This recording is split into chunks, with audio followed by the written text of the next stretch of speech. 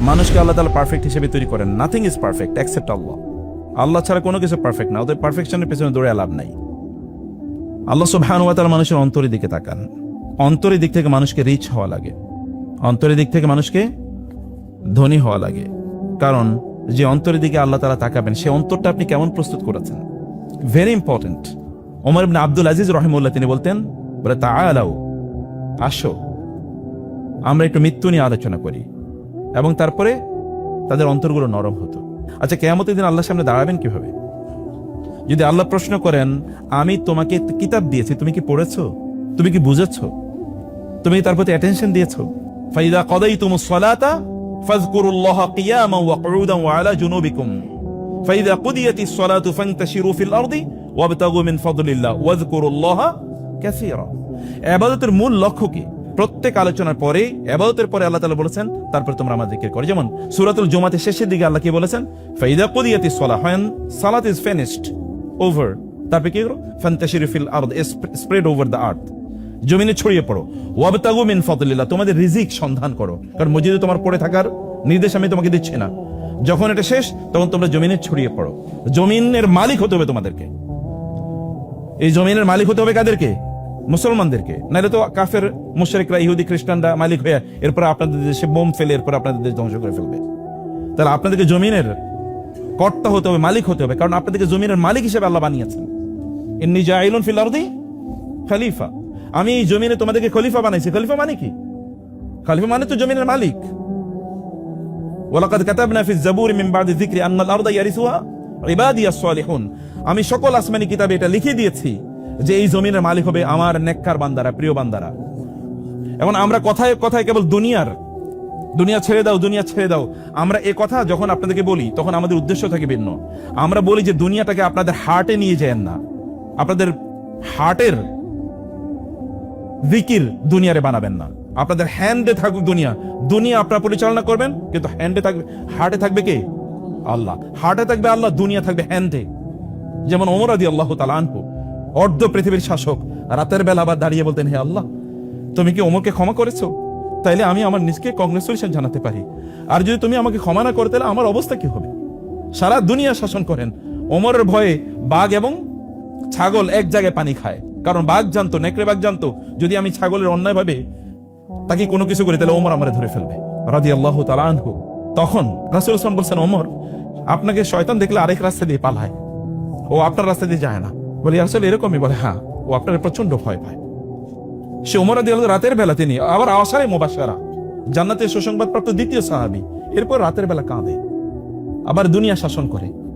এইরকম মানুষ আমাদের হওয়া লাগবে, এরকম মানুষ আমাদের হওয়া লাগবে।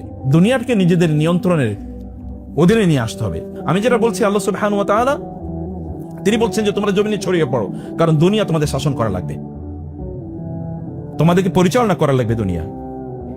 দুনিয়াকে মানুষের জন্য কল্যাণ করো তোমাদের করতে হবে। কেবল তোমরা কনজিউমার হবা না, কেবল তোমরা খাদক হবা না, কেবল তোমরা বাজারে গিয়ে জিনিস কেন বা এরকম মানুষ হবা না। মুসলমানদের দেশগুলো এখন ইহুদি খ্রিস্টানদের মার্কেট, ওদের পণ্যগুলো মুসলমানদের দেশে বিক্রি হয়, কিন্তু মুসলমানরা কোনো পণ্য বানায় না, এরা সব হলো এখন খাদক। অথচ মুসলমানরা বানানোর কথা ছিল, ওরা আমাদেরটা নিয়ে বেনিফিট হওয়ার কথা ছিল। কারণ রাসূলুল্লাহ বলেছেন, আল মুমিনু খায়রুন কুল্লু, ইমানদার তো সবচেয়ে বেশি কল্যাণকর। ইমানদারের সবচেয়ে বেশি কল্যাণ করবেন, তার কাজ হচ্ছে কল্যাণ করা, মানুষের জন্য কল্যাণ করবেন। খায়রুন নাসি আনফাউহুম, রাসূলুল্লাহ বলেছেন সবচেয়ে উত্তম মানুষ তিনি, যিনি মানুষের কল্যাণ করেন বেশি, তিনি সবচেয়ে উত্তম। অথবা আমাদেরকে এরকম উত্তম মানুষ হওয়ার কথা ছিল। প্রিয় ভাইরা, মসজিদ থেকে বের হয়ে যেতে হবে, লক্ষ্য একটাই, দুনিয়া নিয়ন্ত্রণ করা, কিন্তু অন্যায় হবে না। কিভাবে?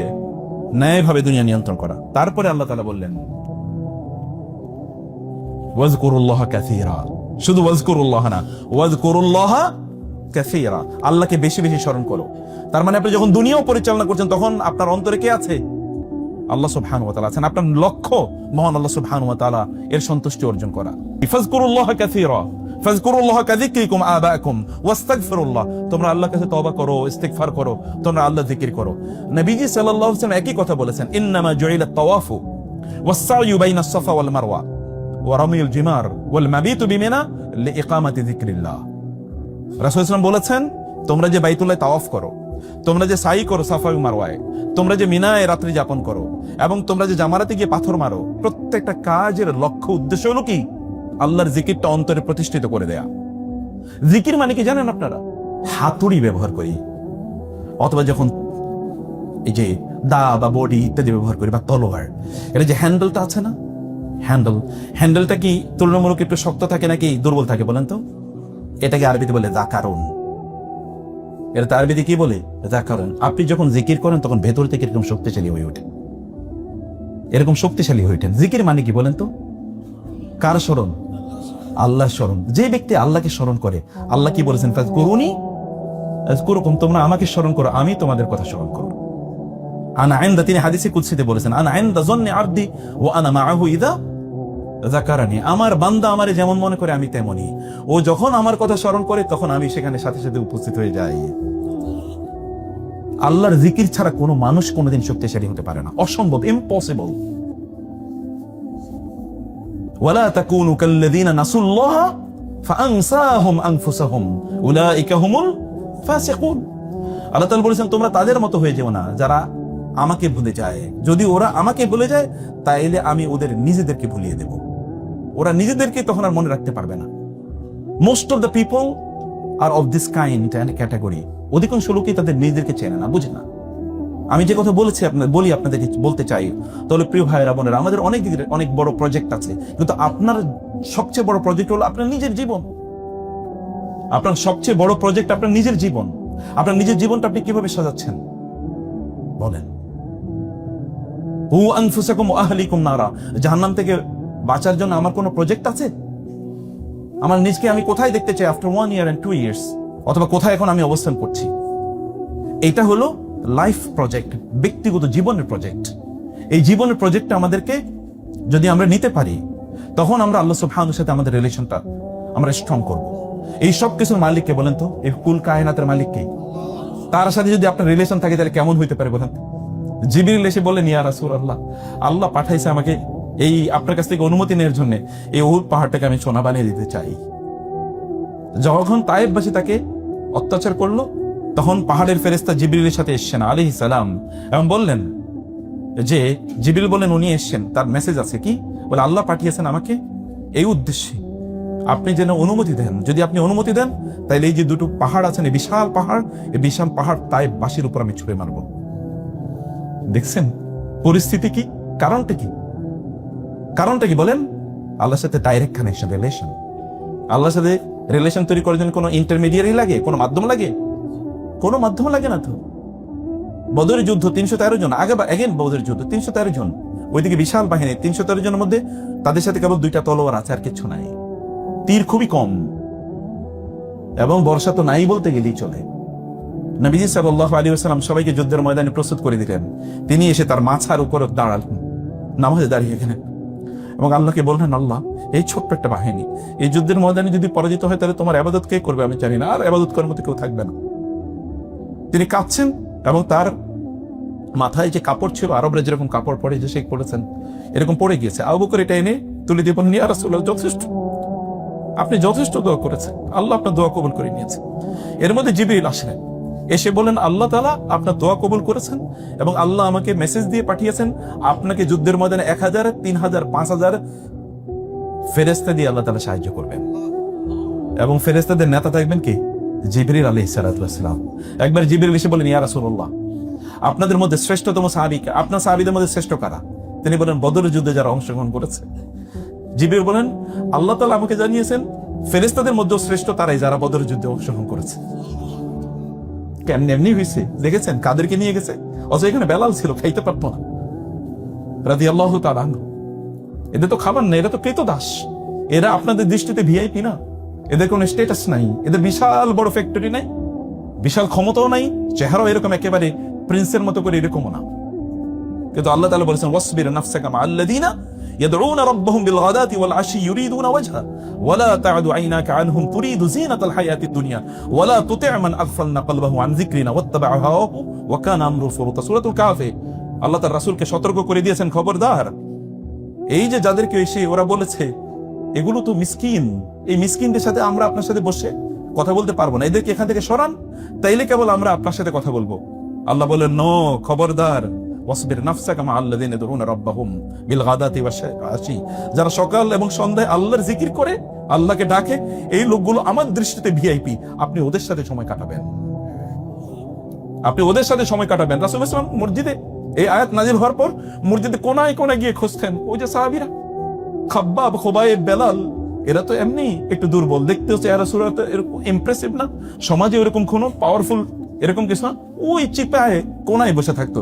রাসূল খুঁজে খুঁজে তাদেরকে বলতেন, আল্লাহ তাআলা তোমাদের সাথে আমাকে সময় কাটানোর জন্য নির্দেশ দিয়েছেন, আমি তোমাদের সাথে বসে সময় কাটাবো। ভিআইপি কে? কে ভিআইপি আল্লাহর দৃষ্টিতে?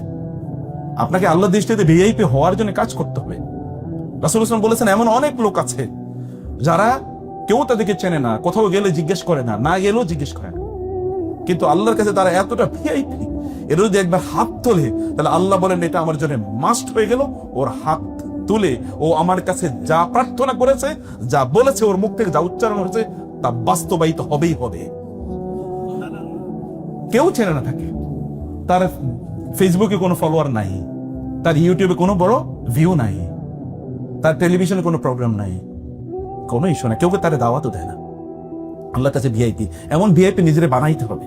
আচ্ছা, জান্নাতে তো আপনারা জানেন, লা লাগুন ফিহা ওয়ালা তাকসিম, সেখানে কোনো অপ্রয়োজনীয় কাজ নাই। খেলা দেখা চিৎকার চেঁচামেচি করবে, হই হুল্লোড় করবে, এবং নিজের মেয়েরে দেখায় বলবে আমার মেয়েরে নিয়ে আমি গর্বিত, কারণ সকল প্লেয়ারের নাম মুখস্থ। আছে কিনা জানেন না? আছে না এরকম? এই বাংলাদেশেই তো আছে।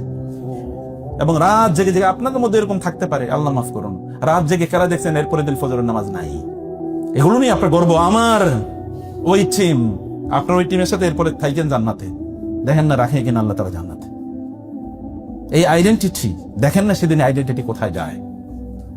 মুসলমানদের সবচেয়ে বড় ক্রাইসিস হচ্ছে আইডেন্টিটি ক্রাইসিস। টাকা পয়সার ক্রাইসিস কে বলছে? এই পৃথিবীর প্রায় 70% মিনারেল রিসোর্স মুসলমানদের কাছে, 40% ন্যাচারাল রিসোর্স মুসলমানদের কাছে, কি নাই? এবং এই পৃথিবীর 3/1 মানুষ মুসলমানদের কাছে, যাদেরকে বলা হিউম্যান রিসোর্সেস। তাহলে মুসলমানরা কেন মার খাচ্ছে? কেন মার খাবে? কি কারণে মুসলমানরা দুর্বল? দুর্বল একটাই, তার আইডেন্টিটি নাই। তো সে তার নিজকে মুসলিম হিসেবে গর্ব করে না, সে তার আইডেন্টিটি প্রকাশ করে না, সে তো ইনফেরিয়রিটিতে থাকে। আল ওয়াহান, দুর্বল। আরবিতে বলা হয়, আল্লাহ তাআলা বলেছেন, ওয়ালা তাহিনু ওয়ালা তাহজানু ওয়া আনতুমুল আ'লাউনা ইন কুনতুম মুমিনিন। মুমিন যদি হও তাহলে তোমরাই গোটা পৃথিবীর বিজয়ী, এই পৃথিবী তোমরাই নিয়ন্ত্রণ করবা। কিন্তু ওয়াহান নিজের মধ্যে নিয়ে আসে যাবে না। ওয়াহান মানে হচ্ছে কোন একটা পাখি যখন ধরেন সে বিষাক্ত কোন একটা খাবার খেয়ে ফেললো, খাবার খেয়ে ফেলার পরে তার গোটা শরীরে বিষ ছড়িয়ে পড়েছে, এখন সে ঝাপটাতে পারে না, তার পাখাগুলো তুলতে পারে না, পায়ের উপর ভর দিতে পারে না, এখন উঠতে পারে না, একেবারে মরার মতো পড়ে আছে। এবং উম্মার অবস্থা দেখেন না এরকম, গোটা উম্মা এখন মরার মতো পড়ে আছে। নেকড়ে বাগলা চারিদিকে তাদেরকে খাবলা দিয়ে খাচ্ছে, আর বলার মতো কেউ নাই, চিন্তা করার মতো কেউ নাই। চিন্তাই তো করেন লোকেরা। তার স্ত্রী যদি তাকে না বলতে পারেন যে তোমাকে তো আমি পরিবর্তিত মানুষ হিসেবে দেখছি, তুমি তো অন্যরকম মানুষ হয়ে গেছো, মাশাআল্লাহ।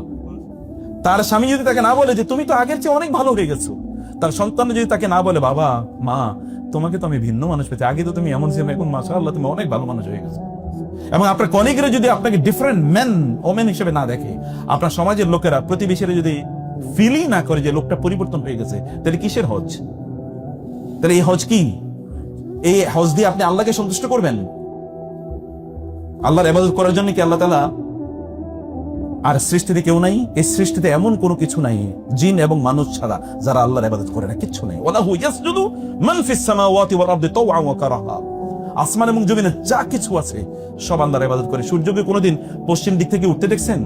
সূর্য কোনোদিন তার নির্ধারিত সময়ের বাইরে 1 সেকেন্ড পরে উঠছে? উঠে নাই। যা যেখানে হওয়ার কথা তা সবই হচ্ছে, সবকিছু।